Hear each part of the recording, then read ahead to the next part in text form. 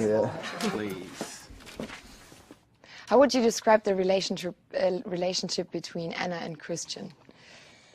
I think it's fairly complicated. You know, I think there are two people that, you know, on paper probably, you know, wouldn't usually be together, but they need each other and they do love each other very deeply, and you know, they end up making massive sacrifices and changes in their life to make it work. You know, which I think so many people can relate to. Maybe not in the exact terms that the changes that they've made in these books and in these films, but I think everyone can relate to, you know, sacrifices for love and adaptation for love and everything. So.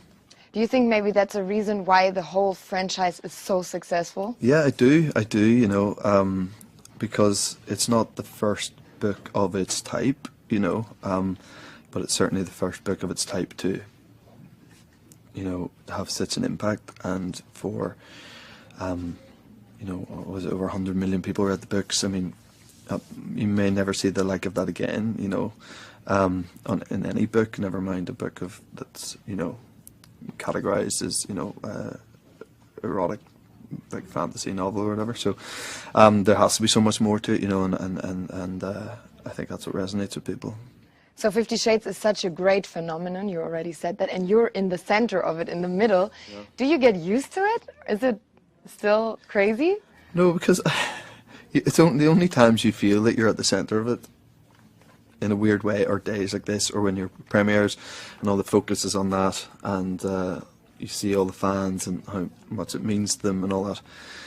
I think that's when you're like, oh, this is a big thing. It means a lot to a lot of people, and you feel very much at the center of it. You obviously feel part of it all the time, and that you wear that and you carry that with you.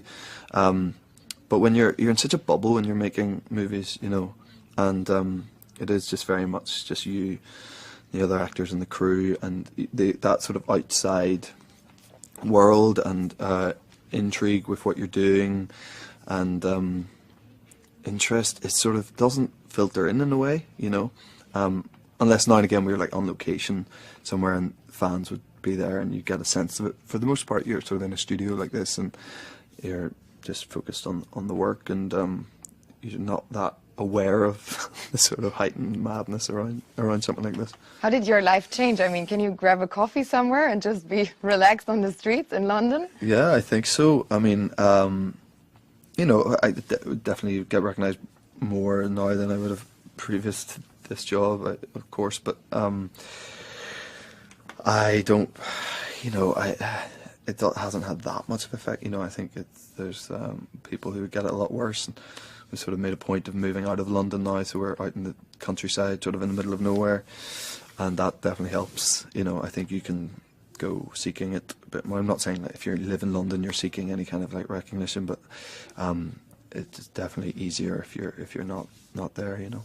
Is it easy for you to shake off the role after the shoot? I mean, if you're shooting rough scenes or if you're shooting love scenes during the day and you get home, how do you try to shake it all off? Well, I mean, for this movie, and we shot 2 and 3 back to back, and my family were with me in Vancouver for the entirety of the shoot, so they were there for 5 months or whatever it was. And, I have 2 young kids, 2 kids under 3, so you have no choice as soon as you walk through the door but to shake it off. You can't carry any of the character with you, no matter what job you're doing. You know, kids don't allow you to be anything but dad, and that's a brilliant thing, and it's actually really beneficial in helping you just, you know, leave the work behind and pick it up again the next day, you know. So how was shooting again with Dakota, second time? Was it easier? How was the chemistry between you both? You know, I think it's easier because we know each other a lot better. The first movie, you know, they're heightened situations, this, right? You know, you're dealing with quite a lot of sex scenes, pretty much with a stranger for the most part, and that is an odd sort of environment. But Dakota and I have an ease with each other now, and respect for each other, which I think is very important. We make each other laugh very easily. Again, I think that's very important when you're trying to get through days like that, where it's so sort of heightened and at times feels very surreal.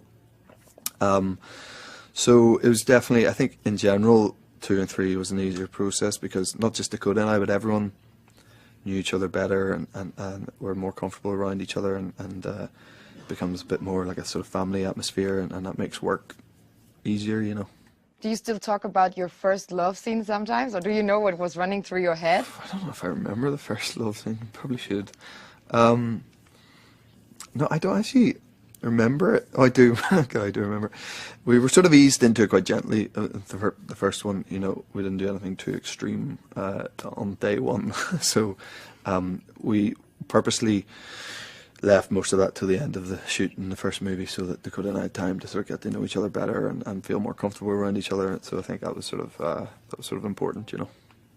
Yeah, to get to know each other and to get used to each other. Yeah, I think definitely. It's really, everyone thinks about that. So I read in an interview that you were a skinny kid. Yeah. And you struggled with that, or did you struggle? Well, is that true, first of all? And how was it for you? How were the challenges as a kid? Because now you look completely different. I think I still feel like a skinny kid. Now I just feel like a skinny adult. Yeah, I've always struggled with that. I don't. I played a lot of sport at school. Still love sport very passionately. And I played a lot of rugby at school, and I was never. I sort of loved it and did all right at it, but always just wasn't sort of big enough. And I think that does have quite an effect on you mentally, you know. And it means that you sort of are always striving to sort of prove people wrong, I think, in that kind of world. But yeah, I think like kids, you know, every kid has so many insecurities, and you know, I don't think you shake them off in adulthood. I think you carry them with you, and a big part of me will always feel like the skinny kid who isn't quite big enough to be playing with the big guys, you know. But you do. Obviously, you are. Well. So you made a big transition from your modeling career to your acting career. What were the challenges? I mean, it worked out really well. It's worked out okay so far, I think, but that could all change any moment. I'm always fearful of that, or mindful of that. I never wanted to be a model, really. Something I sort of felt like the right thing to do at the time, and sort of guided down a path to an extent, and I needed to be guided down it because I wasn't going to take it myself, I don't think. But without that, if I hadn't gone down that path, I never probably would have ended up here, ended up acting. I just had a very strong sense when I was younger, and when you're starting to try to make those decisions in your late teens of like what you're going to do for a living and stuff, those terrifying prospects. I just knew that I didn't want to work in an office environment of any kind. I knew I didn't have the right temperament or aptitude or sort of resilience to do that. So, you know, I'd always enjoyed acting or whatever, and the modelling thing, just I know what that was, but it happened for quite a long time, and then I was very happy to get out of it. So I read in an interview that you shared an apartment with Eddie Redmayne. Is that true? How can I imagine this living situation? Party every day, or how was it? We partied a bit, yeah, we did. We were, it was a long time ago now. You know, Eddie's one of my closest friends, and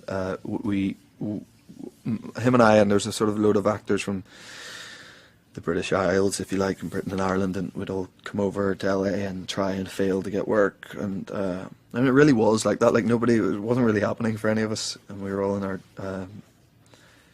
early to mid 20s, I guess, at the time.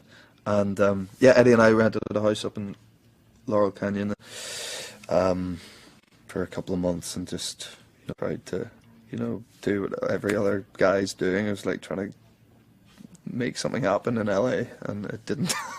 Definitely didn't happen. We had a fair share of rejection, but we had good fun. We played a lot of ping pong.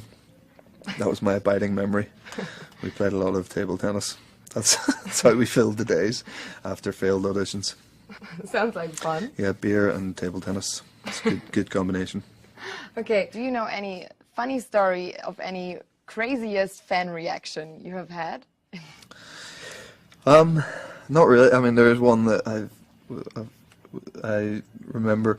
I was in what I call a lift, and people in the States probably call it an elevator. I don't know what you call it in Germany. What do you call it, an elevator or a lift? Aufzug, elevator. Elevator, okay. Yeah.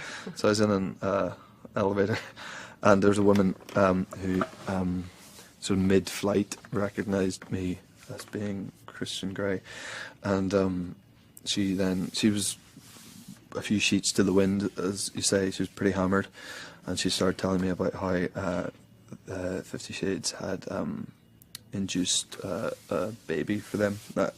Not induced, like she wasn't in labour and then read it and went into labour, but like they, as a result of reading the book, her and her partner started to have far more sex, and they got a baby out of it. And they could, she said, I think, I mean, she was hammered, but I think she said that they couldn't have children before or something. So that's quite a positive, nice fan reaction. What did you say? Congratulations. Well, I don't know, what do you say? I was like, that's great, you know, you name the baby Christian, I don't know. You know. Good idea. Or Jamie. Yeah. So, yeah, how did this fame affect your personal life? What did change for you? I mean, you said you moved to the countryside, and how did your family and your closest family react?